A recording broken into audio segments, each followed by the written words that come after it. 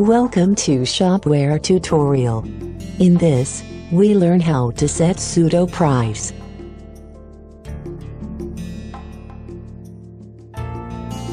Log into the backend. Search a product using item's order number.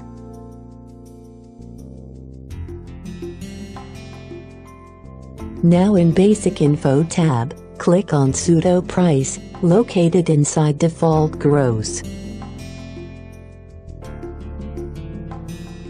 Now enter the price and save.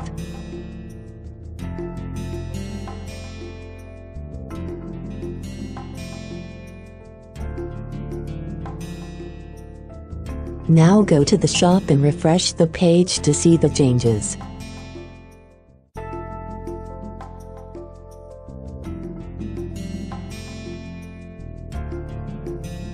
Thanks for watching. For more updates and Shopware video tutorials, please subscribe to our channel. And also do not forget to press the bell icon, so that you never miss our upcoming videos.